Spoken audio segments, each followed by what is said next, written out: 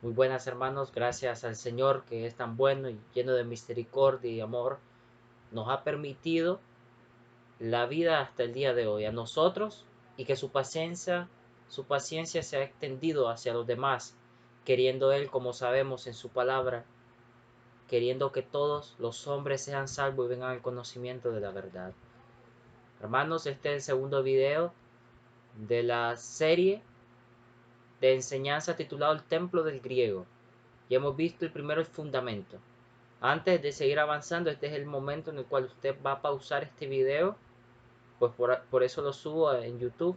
Usted lo va a pausar y va a hacer una oración personal pidiendo sabiduría, guía y que el mensaje trabaje en su corazón. Ahora, hermanos, la primera enseñanza tuvo un canto que nos apoyaba. Costumbre es de nosotros, y qué buena costumbre empezar las enseñanzas siempre con un canto. El canto de esta enseñanza está basado siempre con himnos y himnos cristianos, el himnario rojo, himno 219. Himno 219, a ti Dios mío en oración, con mi cuidado terrenal allégome de corazón, te manifestaré mi mal. Y usted va a poder leer así este canto, este himno, lo puede tener y después de la oración cantarlo y después seguir viendo este video. Siguiendo entonces con la enseñanza, hemos hablado del fundamento, el cual es Cristo. Hemos hablado que la base de toda construcción debe ser fuerte, debe ser capaz de poder aguantar todo el peso en el cual se le va a apoyar de la construcción que viene encima de ella. Debe ser capaz y más fuerte aún de los mismos pilares o de los que va a ir arriba. Y hemos visto entonces que el fundamento es Cristo. Y nos apoyamos en el verso en 1 Corintios 3, versículo 11, que nadie puede poner otro fundamento, porque en la vida del creyente ya está puesto uno, el cual no puede ser quitado por nada, ni por nadie, el cual es Jesucristo, es el Señor. Porque el creyente ha iniciado a ser un creyente, no en el momento que nació, no en el momento en el que visitó por primera vez una iglesia o que escuchó el mensaje del Evangelio por primera vez, sino el momento cuando ese mensaje lo creyó en su corazón, cuando escuchó que era un pecador, iba rumbo al infierno y la condenación, y miró a Cristo y le creyó en su corazón y le recibió como Señor, oiga, como Señor y Salvador. Y desde entonces inició a ser un creyente, inició a ser un cristiano, es una persona salva, si de corazón lo ha hecho. El mensaje del día de hoy es el primer pilar. Y el primer pilar se llama la oración. Y quiero hacer una introducción antes de entrar de lleno al mensaje. Y es esta afirmación que el Señor Jesús dijo en el Sermón del Monte. Yo la voy a parafrasear. El creyente verdadero lleva frutos. El creyente verdadero lleva frutos. Y voy a hacer un pequeño hincapié en esta frase. Porque muchas veces, tal vez en esta congregación en Masaya y en otras fuera de Masaya y en la comunidad cristiana, escuchamos de personas que profesan al Señor Jesucristo como su Señor y Salvador. Y uno puede decir, bueno, han puesto el fundamento, han puesto a Cristo y de ahí pueden construir hacia arriba. Pero vemos que en estas personas que profesan a Cristo, vemos que nunca dan fruto. Pasan los años y empieza a llegar a la iglesia y se le ve un gran ánimo. Se da la decisión, pide el bautismo y no hay impedimento bíblico. Tal vez es una persona con un buen testimonio. Lo bautizan. Pero luego, ¿qué pasa? Ahí quedó. No hay más crecimiento. Ahí quedó. Se bautizó y fue el fin. Y pensó culminada la carrera del creyente por el simple hecho de, como dice el hermano Pervis, de echarle agua. Y dice, ya, eso es todo. Creí en el Señor Jesucristo. Soy salvo. Voy al cielo. Me he bautizado. Y ahora ya no queda nada más que hacer. Voy a dejarlo hasta allí. Mira, el creyente verdadero da frutos. Y no da frutos en un cierto tiempo. No da frutos por temporada, no da frutos por años, da fruto constantemente. Por eso yo quiero hacer un hincapié a alguien que pueda estar escuchando este video y decirle lo siguiente: joven, adulto que me está escuchando, si usted no dio frutos como un creyente verdadero, probablemente no lo sea. Y esta enseñanza no se le aplica a usted. ¿Sabe por qué? Porque tal vez usted ha querido construir en un fundamento que no existe. Ha querido poner el pilar de la oración. Ha querido poner el pilar de la lectura. Ha querido poner el pilar de la congregación, de la comunión. Ha querido poner el pilar de practicar las cosas que un cristiano debe hacer. Pero en cada una de ellas usted se ha visto fracasado. Ha visto que en su vida de oración es mediocre, que ni siquiera se acuerda a veces de orar. Ha visto que su lectura bíblica es realmente digna de vergüenza, que su Biblia está en una repisa, en un tablero llena de polvo. Ha visto que aún le sale duro y le cuesta mucho ir una hora al local. Ha visto que no practica ni las personas pueden ver a Cristo en su vida, que no ha habido un cambio. Y el cambio que usted profesa es de los dientes para afuera. ¿Sabe? Usted no ha puesto el fundamento que es Cristo. Y por eso todo lo que quiera hacer arriba va a ser malo. Va a ser algo que se deslice. Si yo quisiera poner en arena, en un pico de arena, estos pilares seguramente de la colina se resbalan y se caen porque están en arena.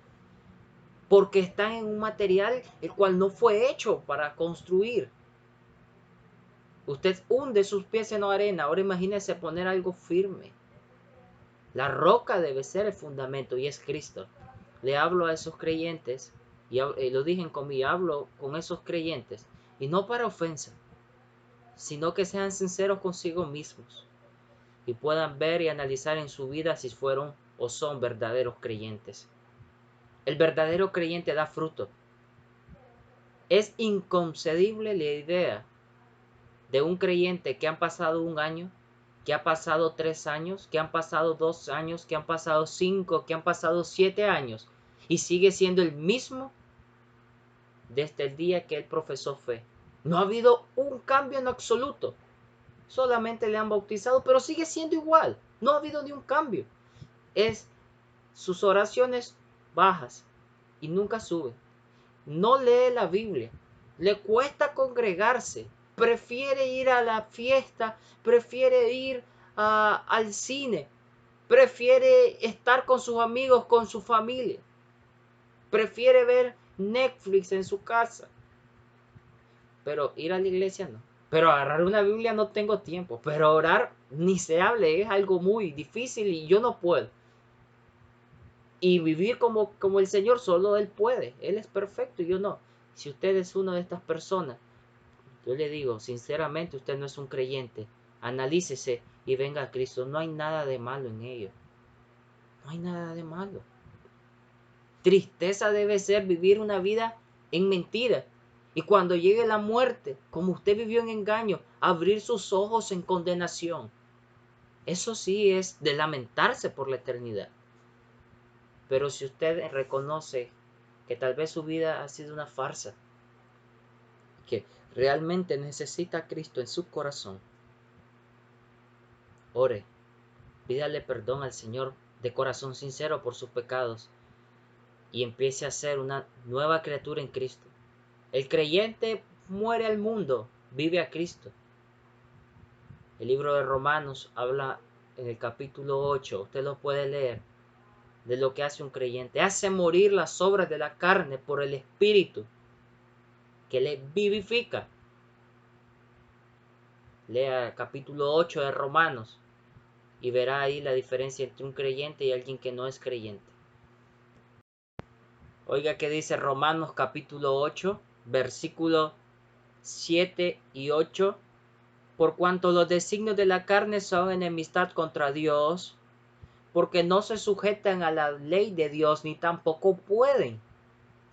Y los que viven según la carne no pueden agradar a Dios. Y hay muchos creyentes, falsos creyentes, que viven conforme a la carne y piensan agradar a Dios, porque a veces cometemos un error en las congregaciones, que es ver a un hermano o una hermana, como he mencionado anteriormente, y visitarle y decirle, mire que usted es un creyente, mire que usted necesita más del Señor. Y después de visitarle sigue lo mismo, volvemos a ir a su casa, mire que usted necesita de Cristo y usted necesita del Señor. Y sigue en la misma posición esa persona y volvemos la tercera vez y nunca hay un cambio. Yo le pregunto, ¿será un creyente eso? ¿Será un creyente? Si yo voy al mercado de artesanías aquí en Masaya, cuando estaba abierto, y compro un aguacate de esos que hacen artesanales de barro, yo vengo y le pongo un periódico y lo guardo allí, esperando que ese aguacate se madure. Y yo miro que pasan 3 semanas y lo abro el aguacate y digo, hombre, qué aguacate más duro y verde este. Y le toco y se oye el barro. Pero digo, voy a esperar 3 semanas más. Hay aguacate duro. 6 semanas y el aguacate sigue verde y sigue duro. Y digo, hombre, no. Yo digo que este aguacate es un aguacate de verdad, aunque lo compré en el mercado de artesanía. Le voy a dar un mes más. 4 semanas. 10 semanas y el aguacate sigue siendo duro. ¿Sabe por qué? Porque es un adorno. Porque no es un aguacate real. No es un aguacate de verdad. Por eso es que el aguacate nunca va a madurar. Porque no es de verdad. Y pasa muchas veces en los hermanos, en las congregaciones. Y espero que si alguien está viendo el video y siente que su vida ha sido una mentira, póngale clic a este video. Es más, ni siquiera lo vea. Busque una Biblia. Lea Juan capítulo 3, Romanos capítulo 3 y Romanos capítulo 5. Y pueda usted ver su vida. Romanos capítulo 8 también. Y pueda usted venir a Cristo de corazón sincero. Él no echa afuera al contrito y humillado, le recibe. Él desea que el creyente, Él desea que el que no cree en Él, venga a Él, porque la sangre de Jesucristo su Hijo le puede limpiar a usted de todo su pecado.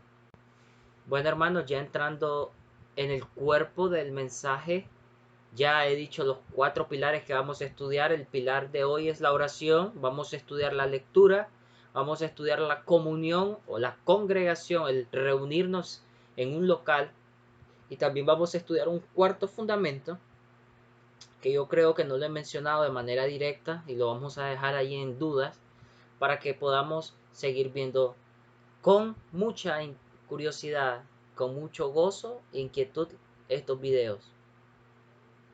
El primer fundamento es la oración. Y usted se pregunta por qué. Yo le podría decir qué tuvo o qué tenía Abraham, el padre de la fe que le podemos llamar, en su tiempo. ¿Qué herramientas podía tener para comunicarse con Dios? Abraham no tenía un Nuevo Testamento pequeño de los Gedeón azul y lo andaba ahí en su bolsa. No, Abraham tenía la oración. Yo le pregunto, ¿qué sujetó al profeta Elías cuando el hombre se sintió desanimado? Cuando subió al monte, a aquella peña, y estuvo ahí el profeta. Era la oración. Dios hablándole a él y él hablando con Dios. Era la oración. Yo le pregunto qué sentía o qué tenían en esos tiempos Silas y Pablo cuando estaban encarcelados en Filipo. ¿Qué hacían a medianoche? Cantaban y oraban. Yo le pregunto, ¿es la oración entonces importante y un pilar fundamental en la vida del creyente? Claro que sí. No hay la menor duda que la oración no sea un pilar en la vida del creyente. Cuando un creyente ha puesto a Cristo, ha dicho, pongo a Cristo como fundamento y muero yo para que viva Cristo en mí. Y ahora lo que hay arriba de Cristo es lo que yo estoy dispuesto a dar o adquirir para así seguir obedeciendo su palabra y agradarle. Una de esas cosas son herramientas. como la oración.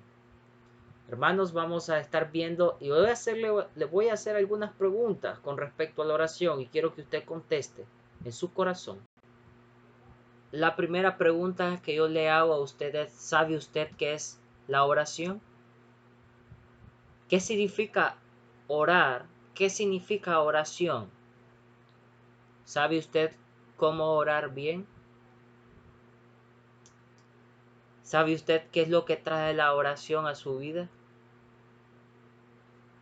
Yo le pregunto ahora, ¿cuánto tiempo usted le invierte en un día normal a la oración?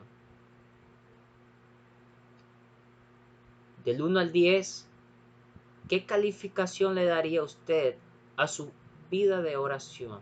No a la del vecino, no a la del otro hermano, porque a veces caemos en el juego de juzgar y decir, yo le doy tanto, pero comparado con el otro o con la otra, pues yo estoy mejor. No, usted nunca se debe comparar con otros hermanos. Nunca. Usted, si se quiere comparar con alguien, compárese con Cristo, el cual pasaba noches enteras en oración. Si usted se quiere comparar con alguien, compárese con Cristo, que pasó en ayuno, adoración, en comunión con el Padre 40 días y 40 noches. Y usted va a ver que usted no tiene comparación con Él. No se jacte comparándose con otro. Compárese con Cristo y vea lo mucho que nos falta a todos para ser como Él, pero que debe ser nuestro anhelo. Esa es una paradoja, decía yo antes, porque es algo que tal vez nunca vaya a ser en este cuerpo carnal, en este mundo de pecado, ser como Cristo, pero debe ser el anhelo. Pero debe ser lo que reina en el corazón del creyente, cada día ser más como el Señor, aunque sea imposible. Pero nuestro corazón, lo que Dios desea no es perfección en el sentido de la palabra rectitud siempre. Porque dijo de David, varón conforme a mi corazón, quien hará todo lo que yo diga. Y David Urías Eteo es el caso de su pecado tomando a Betsabé. Pero sabe lo que Dios quiere, es fidelidad. Que a pesar que cometamos errores, que pequemos, que a veces nuestra vida de oraciones sea defectuosa, podamos venir a Él, pedirle perdón y decir, Señor, yo no puedo, pero tú sí. Y quiero que tú me ayudes a que mi vida de oración sea mejor. Te quiero agradar. Lo que Dios desea en la vida de cada creyente es fidelidad. Es fidelidad. Vamos entonces a definir la primera pregunta, ¿qué es oración? Vamos a tomar una definición que yo he escrito, viendo así, un creyente en su vida normal, el día a día, un creyente que se levanta y no sufre persecución, en el sentido de que no puede tener tiempos largos sin moverse de un lugar a otro. Dice que la oración es el momento el cual apartamos de antemano. Escuche, apartamos de antemano. No es algo efímero, algo que sucede de pronto. Yo hablo de oración aquí como un tiempo apartado. Claro que usted puede orar en cualquier momento y eso lo vamos a ver. Pero debe haber un tiempo ya apartado desde el inicio del día en el cual usted lo va a dedicar en oración. Es el momento el cual apartamos de antemano para comunicarnos con el Altísimo, con el Señor Dios. Una comunicación abierta, donde secretos no deben de haber. Él lo conoce todo. Él lo sabe todo. Antes que usted piense en el mal o lo haga, Él ya lo conoce. No debe haber secretos en la oración. Y vamos a ver otras cosas dentro de la oración. Y donde reina la confianza y una relación padre con hijo. Una relación padre con hijo es una relación en la cual debe reinar la confianza. Más que nosotros tenemos al mejor Padre, Padre Celestial, debe de estar ahí la confianza. A veces fallamos en ese punto. Y no tenemos confianza en hablar con el Señor y la comunicación con Él en oración no se vuelve abierta, se vuelve cerrada, se vuelve a lo que pienso yo que al Señor le agradaría escuchar y no en lo que realmente estoy atravesando y buscaría la ayuda de Dios. Se vuelve cerrada la oración, la comunicación, la confianza no hay. Mire, yo le digo algo. Dios conoce todos los aspectos de su vida. Antes que usted los viva y lo que usted hace en secreto, Él lo conoce. ¿Por qué entonces usted no va a venir con confianza? ¿Por qué entonces usted no va a venir con una comunicación abierta al Señor? Con el deseo de hablar y de compartir todo. Cualquier situación que usted esté atravesando. A veces hay situaciones duras en la familia, pero decimos, el Señor tal vez no quiere escuchar esta situación y mejor no le voy a decir. Situaciones económicas duras. Y usted dice, prefiero comer polvo, frijoles todos los días antes de pedirle a Dios porque no le quiero incomodar. Mire, el Señor quiere y está pendiente siempre de todos sus hijos y les quiere ayudar. Y por eso ha dado la oración, para que sea el medio por el cual nosotros le comuniquemos a Él todas nuestras peticiones, todas nuestras necesidades, sabiendo que Él va a cuidar de nosotros, como Él cuida de su creación. ¿Quién le da de comer, dice la palabra, a los pájaros? El Señor. A los animales, ¿quién? El Señor les provee. ¿Cómo no va a proveer entonces a los que son sus hijos? A los que Él compró y compró a un precio muy alto. La sangre del Señor Jesucristo. Y compró a un precio muy grande el ver a su propio Hijo crucificado y colgado en una cruz, descargando Él la ira que nos tenía a nosotros y a nuestros pecados, descargándola sobre un santo, sobre el justo, sobre el perfecto, sobre el recto. Nos ama verdaderamente, con un amor tan grande que va a quedar corta la eternidad para pensar, adorar y agradecer ese amor. Así lo pienso yo, hermano. Vamos entonces a ver también, entonces hemos visto que la relación o la oración debe ser una comunicación abierta. Cualquier detalle, cualquiera, los jóvenes, a veces pasa este tema por alto como tabú. Aún temas de noviazgo, de matrimonio debe estar en oración.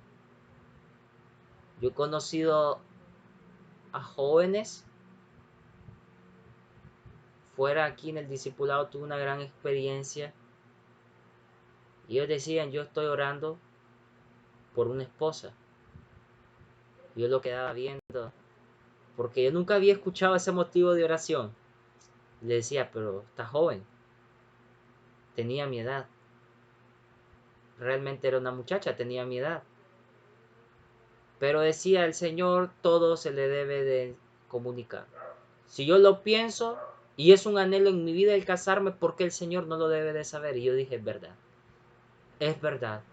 Aún esos temas que usted considera ocultos o considera tabú, usted se los debe de comentar al Señor. Él lo quiere saber y Él quiere tener una relación con usted.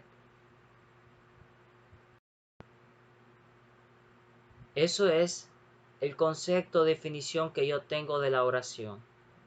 El Señor Jesús es un gran ejemplo de una comunión de oración con su Padre, siendo Él el mismo Dios, hecho carne, tenía la necesidad de estar en comunicación con su Padre. ¿Usted no tiene esa necesidad? Podemos ver al apóstol Pablo. Usted podría decir un gran hombre, escritor de 13 libros de la palabra en el Nuevo Testamento, casi la mitad del Nuevo Testamento. Y él necesitaba la oración. Necesitaba constantemente orar y pedía en sus cartas a otras iglesias que oraran por él. La oración es una necesidad en la vida del creyente. Salmos 42:1 dice, como el ciervo brama por las corrientes de las aguas, así clama mi alma por ti. Mi alma tiene sed de Dios, del Dios vivo. ¿Cuándo vendré y me presentaré ante tu presencia? Y ese debe ser el deseo, el mismo deseo que tenía David en Salmos 42:1 y 2. De venir a su presencia, de clamar y de tener ese deseo de venir al Señor constantemente en oración. Y disculpe que la computadora se ha estado moviendo un poco, pero es por lo que estoy grabando y se me mueve un poco al moverme. Vamos entonces a ver ahora los motivos, o mejor dicho, los elementos de oración que una oración debe tener bien. Muchas veces no sabemos orar bien o no sabemos qué es lo que trae una oración en sí. Escuchamos orar muchas veces a los hermanos en la congregación, pero en sí no sabemos cómo es orar bien. Y usted no debe tener vergüenza en preguntar a otro hermano cómo orar bien. Yo quiero que usted busque en su Biblia este versículo en el Evangelio de Lucas. El Evangelio de Lucas y su capítulo 11 y el versículo 1. Mire este deseo de parte de los apóstoles. Vamos a leer, dice, aconteció que estaba Jesús orando en un lugar. ¿Qué estaba haciendo el Señor? Estaba orando. La vida de oración del Señor Jesús es el mejor ejemplo de oración que puede haber en una persona. Si no estaba haciendo milagros, si no estaba en comunión con sus discípulos o predicando el Evangelio, Él estaba orando. Él estaba orando. Él estaba orando y era constante la oración. En todo tiempo oraba. ¿Qué estaba haciendo en Lucas 11:1? Estaba orando. Y cuando terminó, uno de sus discípulos le dijo, Señor, enséñanos a orar. Y vamos a quedarnos con eso. Enséñanos a orar. Un creyente no debe tener vergüenza de pedirle a otro cómo orar. Eso muestra una madurez de entender que hay cosas en su vida que no maneja y necesita la ayuda de otro. Eso es humildad y eso también es parte de una madurez. ¿Cómo se ora bien? ¿Qué elementos debe de tener una oración? Yo lo numeré en 6 pasos. Realmente son 5, pero yo he querido poner 6. Porque el último que voy a mencionar a veces pasa por alto. Pasa por alto en algunos hermanos, en algunos creyentes. El primer paso o el primer elemento de que una oración lleva es la adoración. El segundo es la gratitud. El tercero es la confesión. El cuarto es las peticiones por otros o intersecciones por otros, algunos le llaman así. De quinto y de penúltimo lugar están las peticiones propias. Y en todas ellas debe reinar la acción de gracias. Y la última, que a veces pasa muy por alto, es la encomendación. ¿En quién y en qué nombre? ¿A quién debe ser encomendada la oración? Ahora, hermanos, vamos a explicar cada uno de ellos, 28 minutos. Creo que esto lo explicamos en unos 15 y vamos a ver cuánto dilata el video. El primero es la adoración. Y uno se pregunta, ¿por qué la oración debe llevar la adoración? Yo le respondo a usted, ¿por qué no? ¿Por qué no? ¿Por qué no puede llevar la oración, adoración, si es el medio que usted tiene para comunicarse con Dios? Comunicarse con el Creador, con el que le ha salvado. ¿Por qué no debe llevar adoración? Hay oraciones tan bellas en la palabra del Señor en los Salmos que son adoraciones completas. No hay ninguna petición, no hay ninguna rogativa por otros, simplemente es adoración.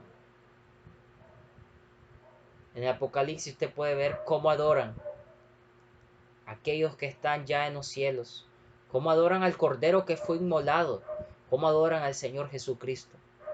La adoración en oración, pienso, debe ser lo principal en la vida de un creyente. Adorar por medio de la oración, con los labios, con la alabanza que de su corazón salga.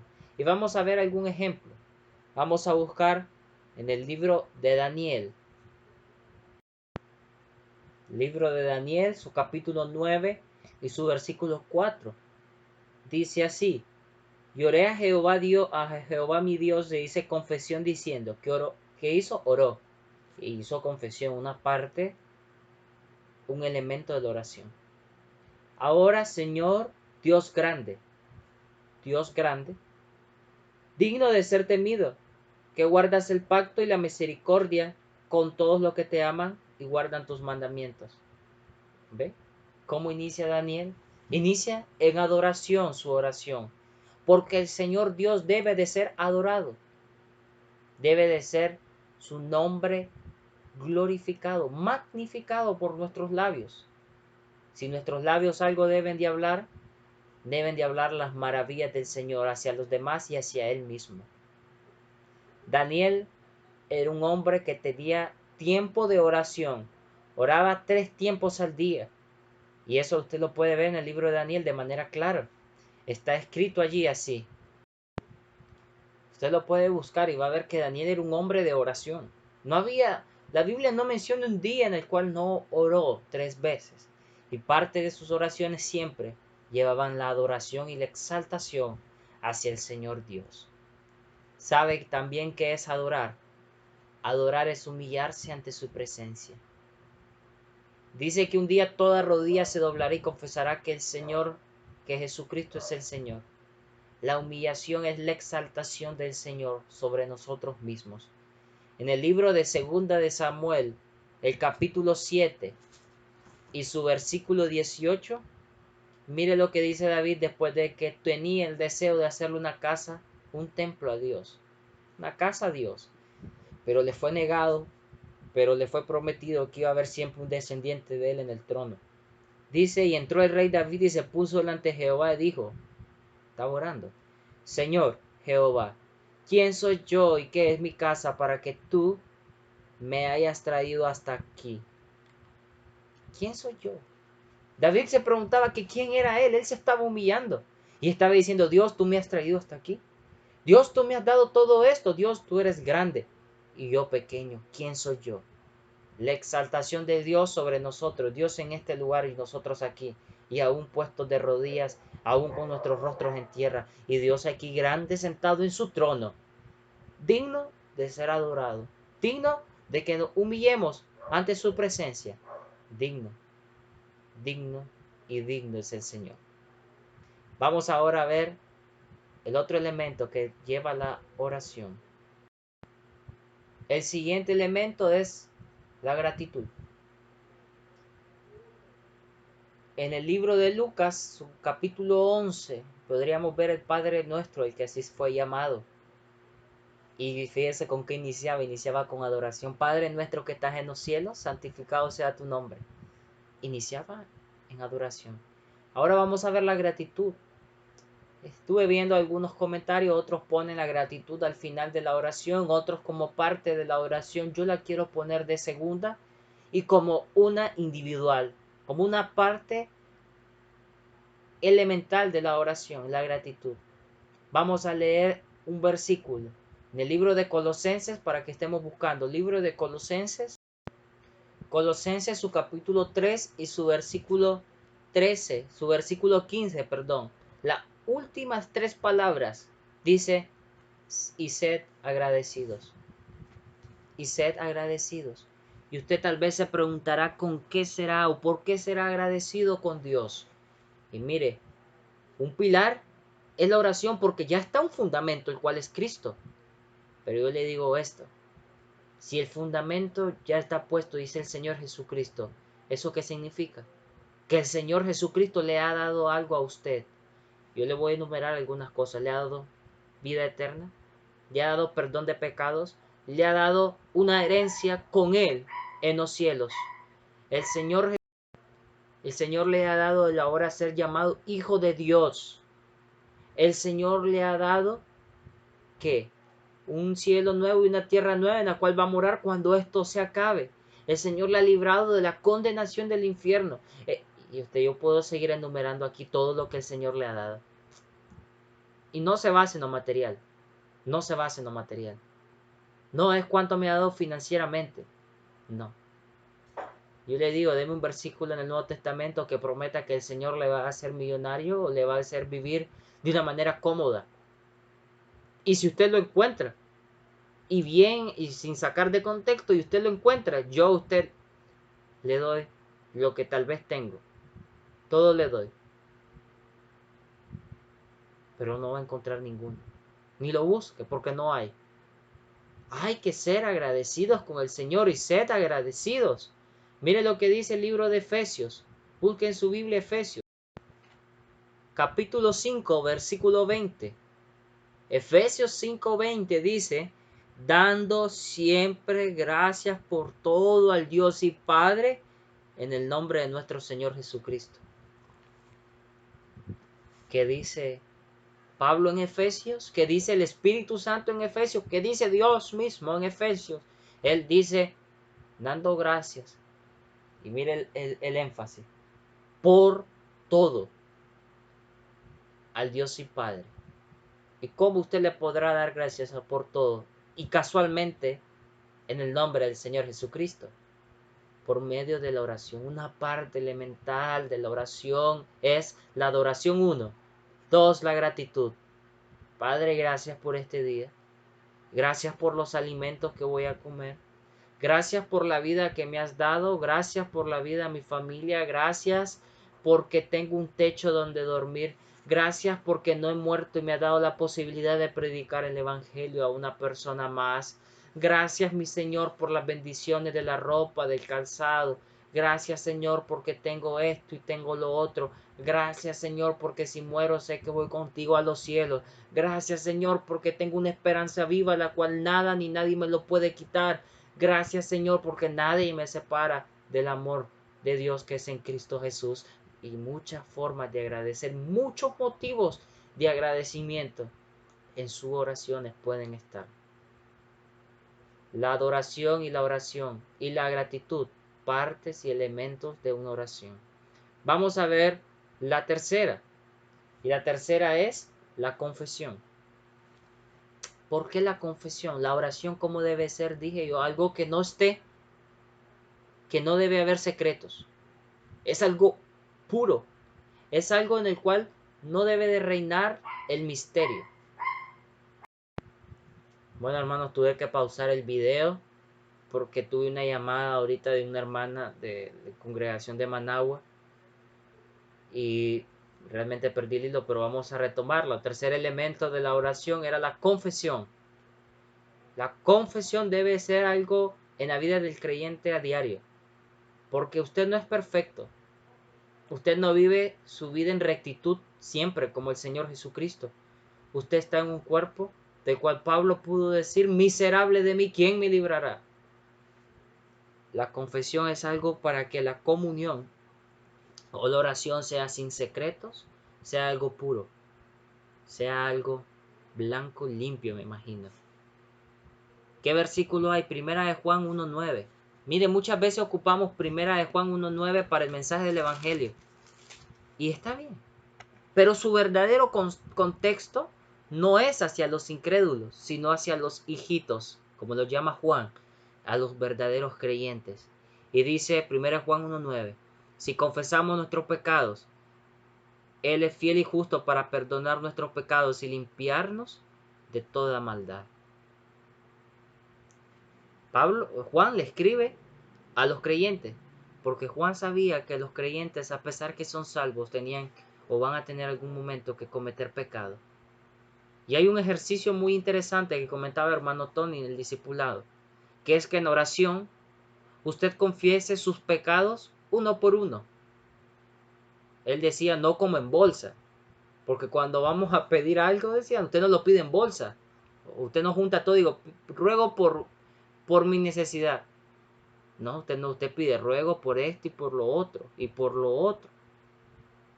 Pero ahora en la confesión debe ser igual. Señor, no es decir, Señor, le pido perdón por todos mis pecados. No, confiéselo uno por uno. Y usted va a ver qué vergonzoso es hacerlo. Y usted va a cambiar por ello. Perdóname por las mentiras, perdóname por esto, perdóname por esto, y perdóname por esto y por lo otro. Debe reinar en su vida la confesión, en la oración. Porque Él es fiel y justo, que es el fiel. Segunda Timoteo capítulo 2, versículo 13, si no me equivoco, dice, si fuéramos infieles, Él permanece fiel, no puede negarse a sí mismo. Por eso el fiel y justo, para perdonarnos y limpiarnos de toda nuestra maldad. La confesión. Ahora vamos con la cuarta parte o elemento de la oración, la cual es la petición por otro. ¿Y por qué está antes que las peticiones propias? ¿Qué dice el Señor? Amar a tu prójimo como a ti mismo. ¿Qué dice el apóstol Pablo, inspirado por el Espíritu Santo en Filipenses y su capítulo 3? Lo vamos a leer. Y Filipenses su capítulo 2 y su versículo 4. No mirando cada uno por lo suyo propio, sino cada cual por lo de los otros, como el sentir que hubo en Cristo. Y es por eso. Usted no debe ser soberbio en sus motivos de oración. Debe de orar por otros antes que orar por usted.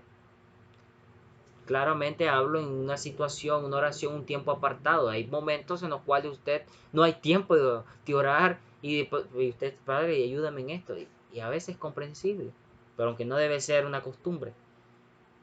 Vamos con el otro elemento entonces, que es la petición por los otros.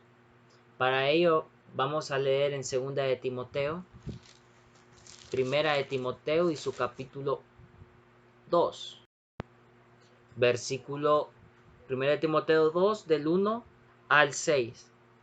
Exhorto ante todo a que se hagan rogativas, oraciones, peticiones y acciones de gracia por todos los hombres, por los reyes y por todos los que están en eminencia, para que vivamos quieta, reposadamente, en toda piedad y honestidad, porque esto es bueno y agradable delante de Dios nuestro Salvador, el cual quiere que todos los hombres sean salvos y vengan al conocimiento de la verdad, porque hay un solo Dios y un solo mediador entre Dios y los hombres, Jesucristo hombre, el cual se dio a sí mismo en rescate por todo, de lo cual se dio testimonio a su debido tiempo.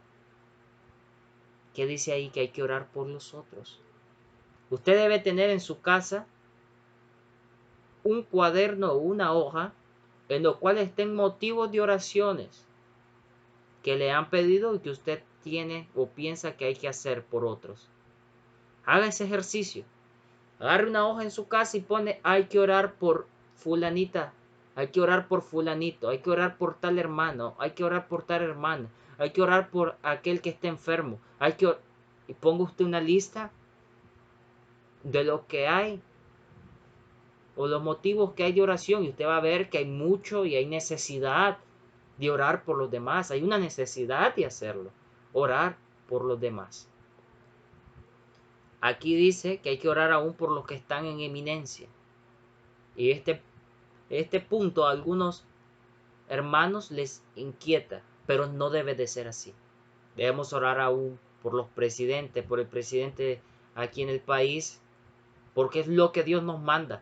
Y si alguno se niega a hacerlo o dice no porque a mí me cae mal, que dice el Señor también como motivo de oración en el Sermón del Monte: si tienes problemas, ve, deja tu ofrenda ahí y ve, discúlpate con tu hermano. ¿Qué dice? Perdonaos unos a otros de la manera en que Cristo os perdonó. No debe de haber rencor en el corazón de las personas.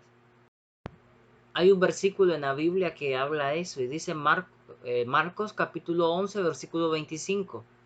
Y cuando estéis orando, perdonad si tenéis algo contra alguno, para que también vuestro Padre que esté en los cielos perdone a vosotros vuestras ofensas. Perdonad. Con esto que pasó hace algunos años, muchos quedaron con rencor en su corazón, dolidos, afligidos, que no pueden escuchar esta enseñanza de orar por otros, incluyendo a los gobernadores, porque les duele, porque tienen una herida, porque saben que pasaron cosas que a algunos no les gustaron. Pero el creyente número uno debe ser apolítico. Debe simplemente hacer lo que la Biblia dice, porque él no vive en una democracia, vive en una teocracia donde Dios es el que tiene el mando. Y esto dice el versículo 3, que es agradable delante de Dios orar por los demás, por los presidentes. Dios quiere que todos sean salvos, orar por la salvación de almas, orar por el mensaje del Evangelio. Motivo de oración que yo le doy a este hermano Silfredo. Hace una semana o 2 semanas viajó a Sébaco y ahora está en Sébaco con su familia con el deseo misionero de predicar el Evangelio allí, y como hubo en el valle, en el nombre del Señor, poner un fundamento, Cristo y creyentes. es decir, una congregación. Una iglesia local en Sébaco, un motivo de oración para que el mensaje del Evangelio sea regado a otros. Mire lo que hace Pablo en Efesios capítulo 5. Efesios capítulo 5 y su versículo, capítulo 6 y su versículo 20. Orando en todo tiempo, versículo 19. Y por mí, a fin de que al abrir mi boca me ceda palabra para dar a conocer con denuedo el misterio del Evangelio, por el cual soy embajador en cadenas, que con denuedo hable de él como debo de hablar. Es bíblico orar por otros. Y nuestras oraciones no deben ser llenas de soberbia. Es bíblico orar por otros con humildad, con amor y con el deseo de que esa persona por la cual estoy orando pueda ser salva, si no es salva, o pueda el Señor ayudarla en el motivo por el cual yo oro por ella. Debe ser así, hermano.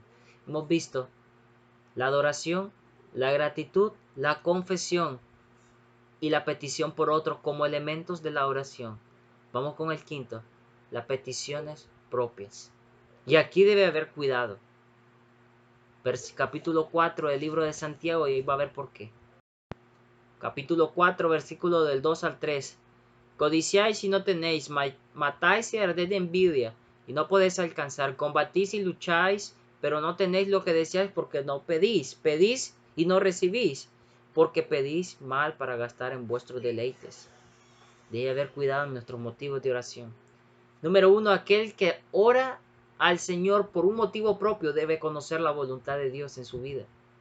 ¿Cómo así?